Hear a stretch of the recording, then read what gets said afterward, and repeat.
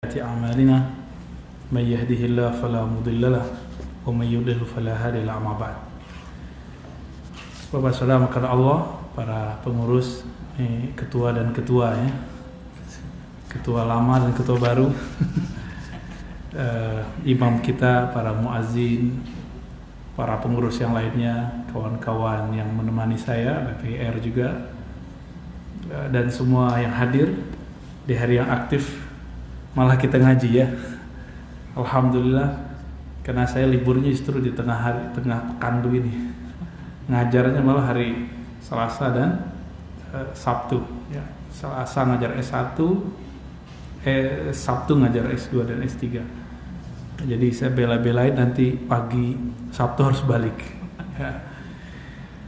Bapak saudara makan Allah, banyak yang nanya kok kita masih bahas bid'ah Ustadz. Ya, tema kita bid'ah ya, menurut kitab dan sunnah. Banyak yang nanya di mana-mana, baik di sosmed ataupun secara offline langsung. Untuk apa sih bahas bid'ah mulu? Kan gitu. Gimana jawabnya? Jawabnya jangan langsung dijawab, tapi ditanggapi biasa dulu. Selama masih ada orang mempersoalkan hal-hal kecil dengan sebutan bid'ah, maka kajian bid'ah akan selalu relevan. Gitu. Selama masih ada kajian-kajian yang menyebutkan persoalan-persoalan yang tidak penting dengan kata-kata bid'ah, maka kajian ulang terhadap bid'ah akan terus berlanjut. Akan terus sampai kiamat nanti.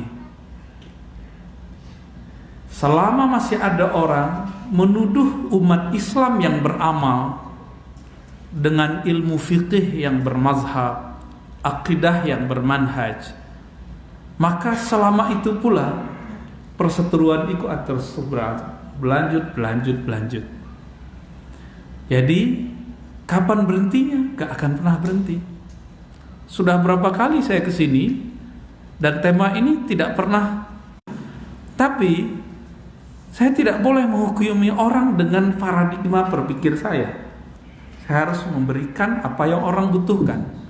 Apa kata Nabi SAW dalam hadis Imam Abu Daud, hadis yang sahih, kalimun nas atau anzilun nas manazilahum. Tempatkan orang sesuai dengan manzilahnya, posisinya.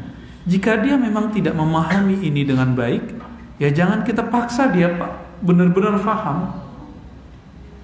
Atau yang dikatakan oleh Ali alaihissalam, kata orang-orang yang cinta Ali, tapi kalimat Ali alaihissalam itu nanti dapat tuduhan Syiah Pak. Sebenarnya itu dalam Sahih Bukhari ada. Imam Bukhari menyebut Ali alaihissalam, itu boleh. Namun yang aman supaya gak debat, cukup katakan nanti disebut bid'ah lagi, Ali radhiyallahu anhu ya. Ada satu lagi, karramallahu wajhah. Saya punya guru beberapa, baik orang Yaman, orang Suria, orang Mesir. Sekali ketemu ulama dari Yaman, setiap kali nyebut nama ulama alaihissalam, siapa aja ulamanya alaihissalam. Saya kira ini kalau Syiah nggak mungkin juga ini. Atau apa ini? Ternyata ahlu sunnah, tapi dia punya adab sendiri yang tidak bisa dipakai oleh semua orang. Kenapa? Imam Nawawi membid'ahkan itu, tapi beliau tidak gitu. Jadi nanti kalau ada ustadz bilang Ali alaihissalam, jangan dianggap Syiah ya, jangan dianggap ahli bid'ah, karena itu ada dalam kitab-kitab sunnah. Ali bin Abi Thalib karramallahu wajhah wa radhiyallahu ta'ala anhu mengatakan, kalimun nas ala qadri uqulihim. Berbicaralah kepada orang berdasarkan pemahaman mereka, bukan pemahamanmu. Gitu. Maka melanjutkan perjuangan ulama-ulama kita dulu, perjuangan ini lebih berat. Berjuang menerangi pikiran orang itu lebih susah. Kalau bangun masjid itu mudah Pak, tinggal kelihatan barangnya. Tapi kalau bangun pemikiran, bangun rohani, itu tidak terlihat langsung. Hanya terasa tapi tidak terlihat. Sehingga tidak mudah diukur. Oleh karena itu masjid yang kita cintai di mana-mana ini menjadi korban. Masjid Pak jadi korbannya. Lalu jamaah awam. Oleh karena itu jika ada yang bertanya, sampai kapan sih kita bahas bid'ah? Jawabnya gimana? Selama masih ada orang mempersoalkan perkara kecil itu bid'ah, maka persoalan bid'ah akan terus dibahas ya. Bapak saudara ikhwan akhwat fillah, dari mana kata bid'ah itu? Karena judulnya langsung ngambil ke Quran dan Sunnah gitu ya. Bid'ah menurut Al-Quran dan Sunnah. Di dalam Al-Quran muncul kata bid'ah sekali, tapi bukan bid'ah, bid'an. Itu ketemu dalam surah Al-Ahqaf. Sayyiduna Rasulullah sallallahu alaihi wasallam mengatakan, "Ma kuntu bid'an minar rusul." Ya. Jadi ada perintah kul, katakan hai Muhammad, "Ma kuntu," tidaklah aku. Apa arti bid'an situ? Pelaku bid'ah. Apa arti bid'ah? Kita rujuk ke tafsir Imam Tabari, tafsir tertua dalam tradisi ahli hadis. Sebelumnya sudah ada tafsir tapi yang mu'tabar ini. Apa kata Imam Tabari? Berdasarkan ilmu bahasa Arab, bid'ah itu artinya awwalu man fa'al atau al-awwal. Orang yang pertama kali menemukan atau melakukan sesuatu disebut bid'ah. Maka Nabi SAW diperintahkan oleh Allah Ta'ala untuk mengingatkan semua orang, terutama ahli kitab, bahwa aku bukanlah pembawa bid'ah. Aku bukanlah Nabi pertama, bukanlah Rasul pertama yang mengajak la ilaha illallah Muhammadur Rasulullah. Berarti kalimat bid'ah di situ yang ba'dal ain tanpa pakai ta marbutah bertujuan untuk menceritakan perkara akidah. Berdasarkan hayat ini, para ulama kita mengatakan maka bid'ah itu terbagi-bagi. Yang pertama bid'ah al-aqadi atau aqaidi yang berkaitan dengan ilmu akidah. Dan Nabi SAW tidak pernah merubah ajaran Nabi Adam sampai ke Nabi Isa. Ajarannya cuma satu, la ilaha illallah. Yang berubah nanti di Adam Rasulullah, Nuh Rasulullah, Musa Rasulullah, Isa Rasulullah, sampai kepada Nabi, la ilaha illallahnya masih sama. Ini yang disebut tidak membawa bid'ah. Yang berbeda nanti cuma Muhammadur Rasulullah. Apa arti Rasul? Rasul itu pembawa misi, utusan. Misi ini yang disebut syariat. Syariat dalam bahasa Arab dari kata syara'a. Syara'a itu salah satu maknanya adalah menjalani sesuatu. Maka kalau saya berbuat ada satu proyek saya buat disebut syara'tu. Gitu. Atau fi syuru'. Saya lagi progres. Saya lagi mengerjakan sesuatu. Maka syariat itu isinya aktivitas. Nah, kata ba'da ain itu juga muncul dalam surat Fatir, tapi dalam bentuk fa'il mubalaghah. Nah, nanti kita bisa bukan surah Al-Fatir aja ya. Kalau di surah Al-Fatir lebih kepada Fatir. Alhamdulillahi fatiris samawat, artinya mirip. Nah, ada lagi ayat yang lain, badi'us samawati wal ard. Nah, ini artinya mirip. Apa arti badi'? Sama tadi. Allah ketika menciptakan sesuatu, tidak ada sesuatu pun contohnya. Allah tidak perlu konsep. Itu maknanya badi'us samawati wal ard. Ini penolakan terhadap orang yang mengatakan sebelum bumi ini sudah ada bumi sebelum ini. Sebelum langit yang ada sekarang sudah ada langit sebelum itu. Itu tidak benar. Kenapa? Allah menyebut badi'us samawati wal ard. Pencipta awal langit dan bumi tanpa perlu dikonsep oleh siapapun. Allah konseptornya langsung jadi. Maka di situ muncul makna bid'ah, bahwa bid'ah sesuatu yang ma la mithla lahu, sesuatu yang tidak ada misal, Apa arti misal atau misal? Contoh. Atau dalam ungkapan lain, ma la yusbaq misluhu, yang tidak ada contoh sebelumnya, itu disebut dengan bid'ah. Tapi ini semua arti secara harfiah. Di dalam ilmu hukum Islam, haram menghukumi sesuatu, memahami sesuatu, mendefinisikan sesuatu berdasarkan arti harfiah. Contoh, kita sholat. Sholat secara harfiah artinya apa? Doa. Kalau saya sudah doa, sudah zikir, itu sudah sholat belum? Secara syariat belum. Kalau orang mengatakan aku barusan sholat, kita lihat dia diam doang. Dia cuma diam. Itu kita sebut aliran apa ini? Eling-eling, kebatinan. Ya kan? Maka tidak boleh memahami suatu perkara hukum Islam dengan makna zahirnya, harus dengan makna istilah hukum. Jika berkaitan dengan akidah, harus definisi hukum akidah. Jika berkaitan dengan fikih ibadah, harus kaitannya dengan fikih ibadah. Kapan mulai terjadi perseteruan antara umat Islam? Jika suatu perkara dihukumi tidak menurut ilmunya. Perkara ilmu qalbu harus berdasarkan istilah ahli tasawuf. Kalau enggak, nanti terjadi kekacauan. Nah, ini yang kita lihat. Kenapa banyak ahli fikih menentang sufi? Karena definisi amalan-amalan sufi dipakai menurut berdasarkan ahli fikih. Padahal itu enggak nyambung. Sama, orang-orang sufi ini juga enggak senang sama ahli fikih. Kenapa? Karena amal-amalannya ahli fikih dinilai dengan versi sufi. Sama juga salafi sufi, begitu juga. Bagi sufi, orang kalau baca zikir di kubur atau baca Quran di kubur, itu bukan minta ke kubur. Tapi bagi sufi salafi, bagi salafi baca Quran di kubur itu sama dengan menyembah kubur. Bagi sufi, tawassul itu bukan minta kepada makhluk. Sufi menganggap tawassul itu hanya metode untuk memantapkan doa, menyebut nama kekasih Allah saat berdoa, meminta kepada Allah, bukan minta ke makhluk.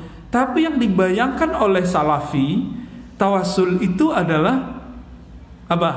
Meminta kepada makhluk. Jadi nggak nyambung. Pertanyaannya, bolehkah saya menghukumi orang dengan pikiran saya, tapi dia nggak bermaksud begitu? Boleh nggak? Nggak boleh. Kenapa Nabi mengatakan anzilun nas manazilahum, tempatkan orang sesuai dengan kondisinya, manzilahnya, makomnya. Nah, ini penting sekali. Bagi sufi, celana jingkrang nggak penting. Yang penting itu hatinya nggak berkhayal lagi sholat, namanya khuyala. Bagi salafi, celana jingkrang dan tidak jingkrang itu penting karena ada teksnya. Allah tidak pandang orang yang sholat kainnya di bawah mata kaki. Khuyala, karena berkhayal sombong. Bagi sufi kata khuyalanya diambil, kami nggak sombong kok gitu. Berdasarkan satu hadis Abu Bakrah bahwa Nabi pernah sholat khusuf yang panjang, sarungnya di bawah mata kaki, hadis Sahih Bukhari. Kita udah pertemukan ini, nggak ketemu juga. Mereka nggak mau ketemu, padahal hadisnya udah ketemu di satu bab. Jauh sebelum perdebatan jingkrang itu, Pak, Imam Bukhari telah nulis. Imam Bukhari wafat 256, kita berulang-ulang mengatakan itu. Sebelum beliau wafat, beliau sudah gabung hadis jingkrang dan hadis tidak jingkrang di satu bab. Kitabul Libas di Sahih Bukhari, bab mengenai pakaian di Sahih Bukhari.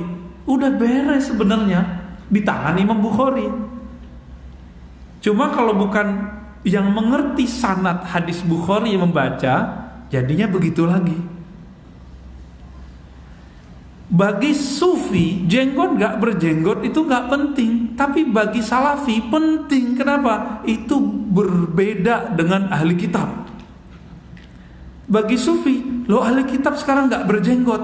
Bagi salafi, gak mau tahu hadisnya begini, kamu mau apa? Udah, begitulah terus.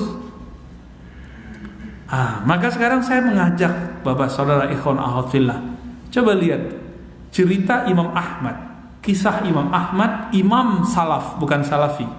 Salaf imam terdahulu, salafi imam yang ingin ikut imam-imam terdahulu. Bisa bedain ya? Salaf 300 tahun pertama, salafi ulama setelah 300 tahun yang ingin ikut ulama 300 tahun itu. Imam Ahmad wafat tahun 241 Hijriah. Beliau radhiyallahu taala anhu wa rahimahullah suatu kali mengantarkan jenazah dengan kawannya. Imam, seingat saya namanya Imam Al-Jauhari, ya. Ibnu Qudamah Al-Jauhari atau Ibnu Qudamah saja. Itu ada di riwayat Al-Lalikai, Ar-Ruh Ibnu Qayyim dan kitab-kitab yang lain. Sanadnya sahih. Disebutkan di situ bahwa Imam Ahmad melihat ada orang buta lagi membaca Al-Quran di kubur. Apa kata Imam Ahmad? Muhdats. Udah kayak bahasa Indonesia kan? Hoi, bid'ah gitu. Bahasa Arabnya muhdats. Kawannya ini Imam Ibnu Qudamah yang senior itu tidak mau berdebat di kubur. Karena berdebat di kubur itu melanggar adab. Di kubur kita ingat kematian, enggak debat lagi. Debat-debat nanti. Ini masih banyak yang debat di kubur ya.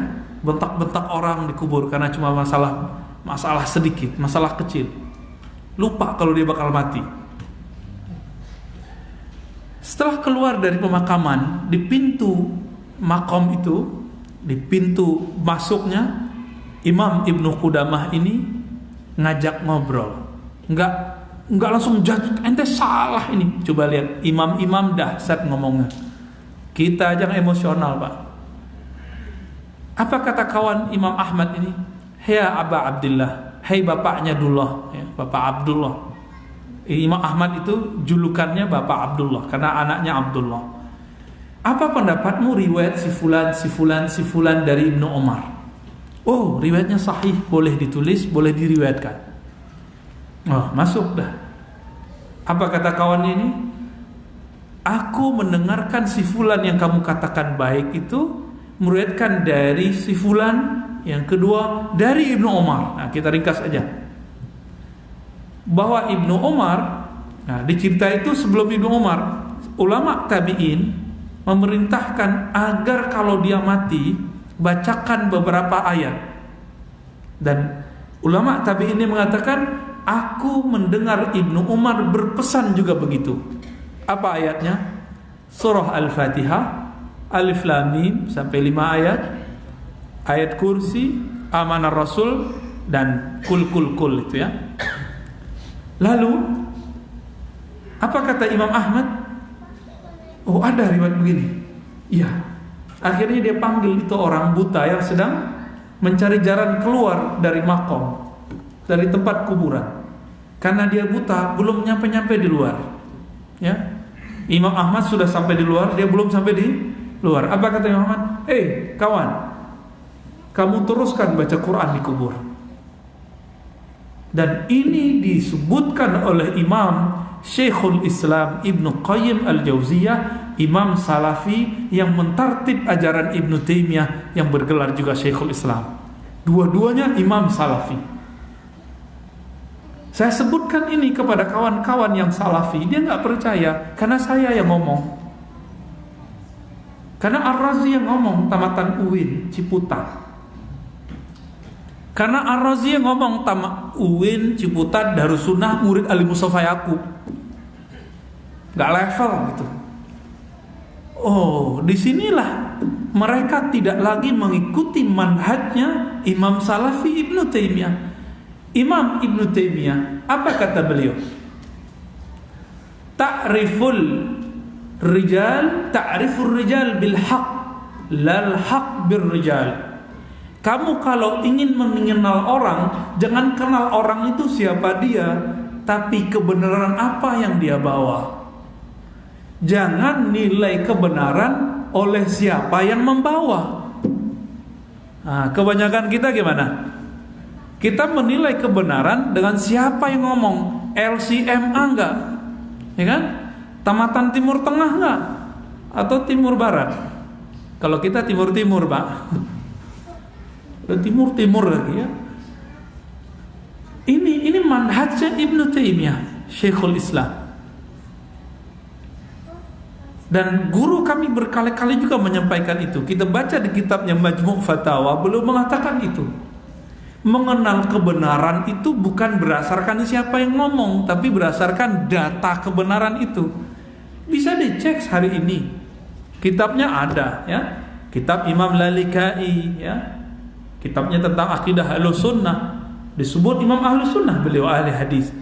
Dan yang paling fenomenal itu muridnya Ibnu Taimiyah sendiri, namanya Ibnu Qayyim Al-Jauziyah. Itu kata-kata mereka. Maka Imam Ibnu Qayyim tidak pernah melarang baca Quran di kubur. Bahkan tadi canda-canda dengan mantan ketua, mantan Pak ya. Tadi kata beliau, kalau jadi ketua masjid nggak bakal kolesterol. Kenapa didoain terus? Ya, saya yang kebayang, bagi saya doa itu karena di Jawa, di Jakarta orang kalau setiap Jumatan itu bacain Fatihah untuk pengurus, Pak. Al-Fatihah gitu. Ya. Gambaran beliau kalau baca Fatihah untuk orang mati. Nah, coba lihat. Udah berkali-kali saya ke sini kan? Tetapi dan begitu emang.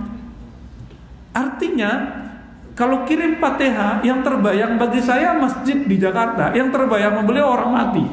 Nah itu nggak bisa dipaksa itu Pak. Cuma bisa dikonfirmasi. Maksud kamu apa? Ya, nggak bisa dipaksa. Yang saya maksud itu yang beliau maksud. Kalau orang ngurusin masjid sering didoain, kolesterolnya hilang kan gitu ya. Yang saya pikirkan karena sering dibacakan Al-Fatihah. Kalau beliau karena sering doain, ya sama aja tuh isi Fatihah isinya doa kok. Ya kan? Apa masalah makan Allah? Menyatukan persepsi ini memang tidak akan pernah selama-lamanya sampai kiamat.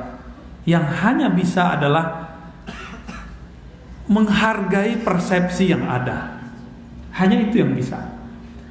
Mendialogkan persepsi, kita lihat mana kira-kira titik temunya, tapi nggak bisa ketemu-ketemu amat.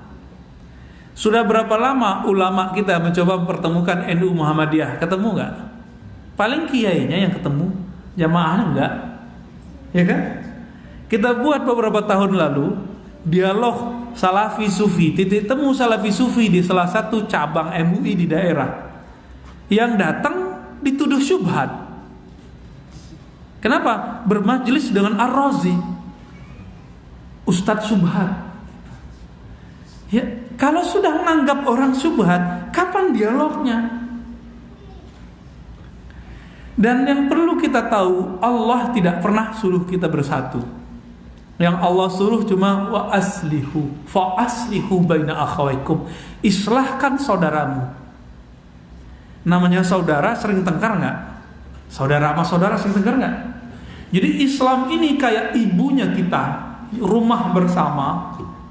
Di dalam itu ada banyak kelompok. Namanya saudara sama saudara.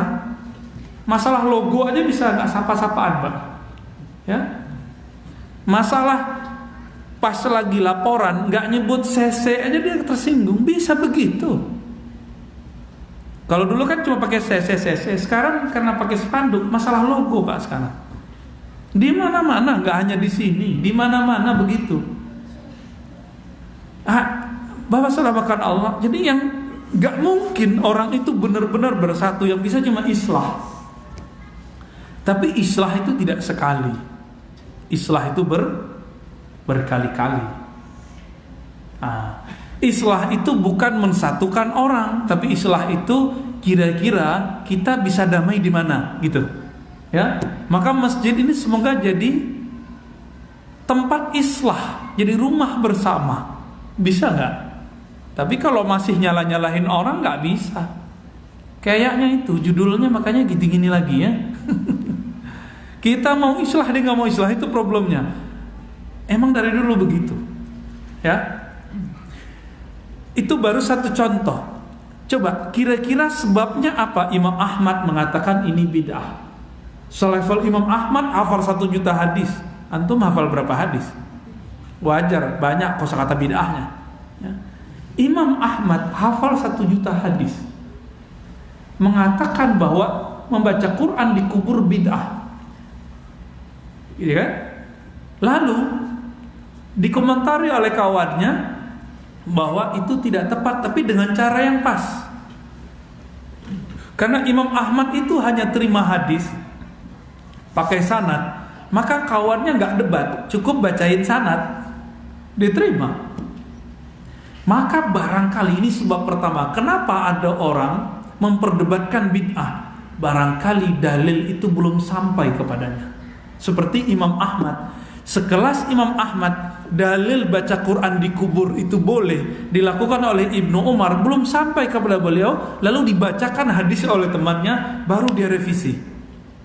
Nah, di situ kita ambil dapat satu kesimpulan besar ini. Kebanyakan orang yang mengatakan A, B, C, D bid'ah, padahal ada imam yang mengamalkannya, ada ustadz yang menggunakannya, ada ulama yang merestuinya, ada dalil yang menyamainya. Mungkin dalil itu belum sampai kepadanya. Itu. Kita mundur ke zaman sahabat Rasulullah. Zaid bin Sabit diminta oleh Abu Bakar untuk mengumpulkan Al-Quran. Masih ingat gak cerita ini? Lupa ya? Kayak diulang lagi kan? Ya. Kalau nggak diulang ya lupa semua. Apa kata Zaid? Hal taf'ala. Jadi Abu Bakar sama Umar datang, ya Zaid, ijma'il Quran, ijma'il Quran. Wahai Tuan Zaid, Tuan, dia masih muda, tolong engkau kumpulkan Al-Quran. Mau diangkat jadi menteri Al-Quran, mushaf Al-Quran. Apa kata Zaid? Hal taf'alani ma lam yaf'al bihi Rasulullah. Hal taf'alani ma lam yaf'al bihi Rasulullah. Nah, itu tepatnya. Apakah engkau melakukan apa yang Nabi tidak buat?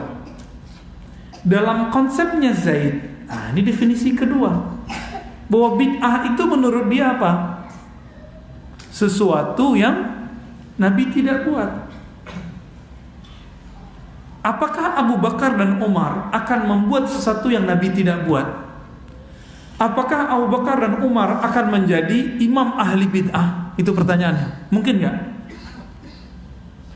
Seorang Zaid muda berani loh ngomong gitu ke Abu Bakar dan Umar. Saking bebasnya ulama sahabat itu berpikir untuk masalah hukum, untuk taraf-taraf ulama. Didebat, dikritik Abu Bakar dan Umar. Apa jawaban Abu Bakar dan Umar? Bukan begitu wahai Zaid. Dijelaskanlah. Oh ternyata sebelum itu Abu Bakar juga sama. Dijelaskanlah Umar. Apa kata Umar? Hei Zaid, hei Abu Bakar yang sebelumnya, kalau kita nggak kumpulkan Quran, para hufaz sudah 700 terbunuh dalam medan juang. Kalau kita nggak kumpulkan Al-Quran, nanti anak cucu kita nggak baca Quran. Diulang, nggak mau juga, diulang, nggak mau juga. Nabi kan nggak buat. Maka definisi bid'ahnya antara Umar dan Abu Bakar itu beda. Lalu kemudian mereka ketemu. Lalu Abu Bakar sama Umar udah sama, beda lagi sama Zaid. Maka di sini ada penyebab kenapa orang beda dalam bid'ah. Apa itu? Bid'ah kalimatnya sama, satu doang, satu saja. Tapi definisi masing-masing orang berbeda. Definisinya Abu Bakar sebelum berdiskusi dengan Umar, bid'ah itu yang Nabi gak buat. Itu juga yang dikatakan Zaid. Tapi setelah mereka diskusi, ketemu bahwa bid'ah itu bukan yang Nabi tidak buat. Apa bid'ah itu? Yang tidak ada maslahat. Apa arti maslahat, Pak? Manfaat kebaikan, maslahat. Tidak ada maslahatnya bid'ah. Sudah beda. Maka perbedaan pemahaman definisi adalah sebab terbesar kedua kenapa orang bertengkar masalah bid'ah sampai hari ini. Ini yang harus kita maklumi, Pak. Kalau nggak dimaklumi ini, tengkar terus sampai nanti. Bisa tunjuk-tunjuk kiri, teriak-teriak nanti ya di masjid. Bisa terjadi seperti di Bangladesh, di Afghanistan. di Sri Lanka lagi maulidan dibom. Kenapa? Konsep bid'ahnya yang ngebom, bagi dia pelaku maulid itu pelaku bid'ah syirkiyah, udah bid'ah syirik lagi, maka halal darahnya. Kenapa? Di Quran dikatakan qatilul musyrikina kafah, bunuhlah semua orang musyrik semuanya. Wah, ini bid'ah, maulid ini syirik, bunuh saja, maka dia bom. Definisi berbahaya nggak? Berbahaya. Maka wajiblah ulama-ulama sekarang ini menjelaskan apa itu bid'ah. Kalau enggak nanti saudara saling bunuh, masjid tengkar, nanti masjid ini bisa dibakar nanti sama orang. Kenapa? Imamnya dianggap ahli bid'ah karena jenggotnya kurang panjang. Sarungnya udah oke, udah naik pak ke atas ya. Apalagi nanti bawa tasbih kayak saya, wah bid'ahnya lebih kenceng lagi. Kita udah sering sebut, ini saya sebut mungkin udah kelima kali di sini. Imam Ibnu Taimiyah tidak pernah membid'ahkan pakai tasbih. Ingat, Ibnu Taimiyah Imam Salafi, wafat 709, tidak pernah membid'ahkan tasbih. Tapi kenapa pengikut Salafi hari ini membid'ahkan tasbih? Berarti definisi bid'ah antara Imam Salafi dengan pengikut Salafi sudah berbeda. Itu harus dimaklumi. Udah beda, Pak. Di Majmu' Fatawa, Imam Ibnu Taimiyah ditanya mengenai hukum sholat bawa tasbih, bukan dibawa dikantongin, Pak, dipakai. Misalnya nih, Pak Ketua mantan punya wirid baca kulhu 1000 kali semalam, maka dia bagi di 10 rakaat. Rakaat pertama 100, 100, 100, 100, 100. Jadi 10 rakaat 1000. Ngitungnya pakai ini. Allahu Akbar. Allahu Akbar, kul ambil tangan. Ntar mau sujud masukin lagi. Itu hukumnya gimana? Kata Ibnu Taimiyah, la ba'sa bih, boleh-boleh saja. Bayangkan, itu dalam sholat loh Pak, kok bisa begitu? Sahih nggak? Kitabnya dicetak kok, dicetaknya di Saudi lagi ya. Antum kurang update, gitu aja masalahnya, nggak baca.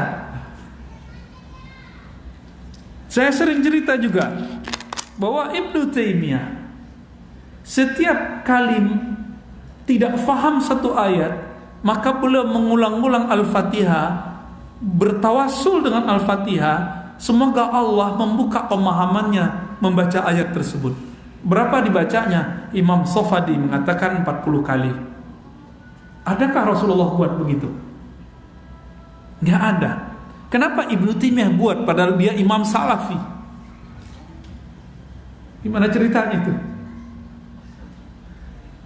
Imam Ibnu Taimiyah, Imam Ibnu Qayyim membolehkan zikir amalan menggunakan hadis dhaif.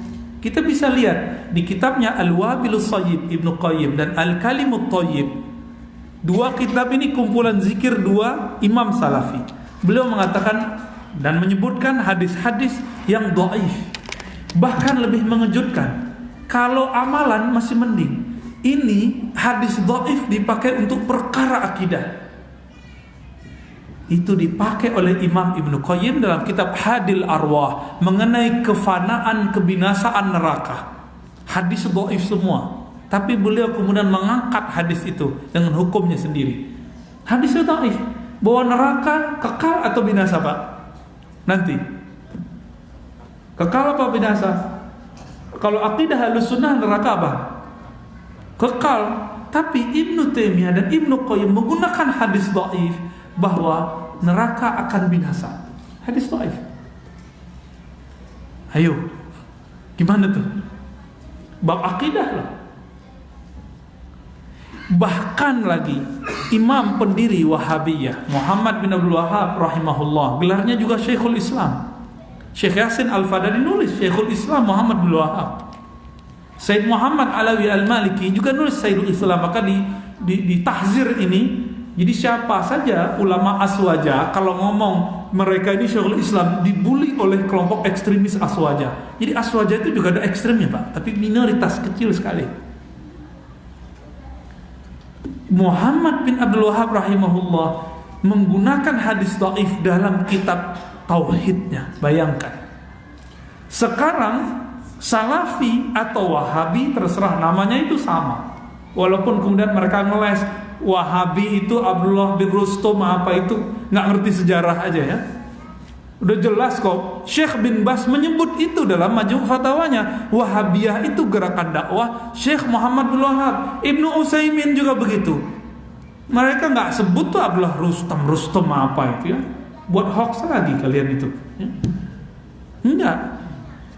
Mereka menggunakan hadis dhaif dalam akidah. Lalu kenapa sekarang pengikut Syekh Muhammad bin Wahab, Salafi ataupun Wahabi menolak hadis dhaif dalam beramal? Akidah aja oleh imamnya boleh, apalagi beramal. Hadis ini apa yang beda? Ternyata definisi mereka berbeda.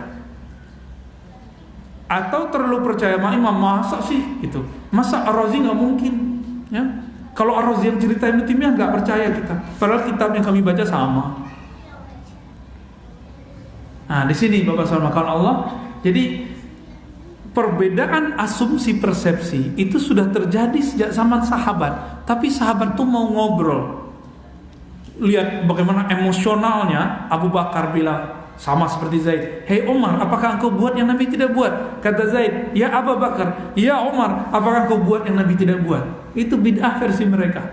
Tapi kemudian didiskusikan, oh ternyata bukan itu yang bid'ah. Bid'ah itu yang tidak ada maslahatnya. Itu definisi dari Abu Bakar, Umar dan Zaid. Makanya mereka mengumpulkan Al-Quran walaupun tidak ada dalil yang menyuruhnya. Maka dalil itu terbagi dua juga. Ada dalil yang tertulis, ada dalil yang tidak tertulis. Dalil yang tidak tertulis itu kemudian dikumpulkan oleh ulama ahli fikih. Maka sekarang dalil itu disebut muttafaq dan mukhtalaf. Nah, nanti kita bagi ya. Setelah Aisyah nanti kita jelaskan lebih detail. Setelah itu langsung kita tanya jawab. Kayaknya sudah ada yang mulai nanya-nanya di kepalanya ya. Nanti insya Allah. Tapi ingat, kajian kita tidak akan pernah menuntaskan itu sampai mereka tidak membahas itu. Itu ya. Jadi nggak akan pernah puas siapapun ustadznya. Wassalamualaikum warahmatullahi wabarakatuh.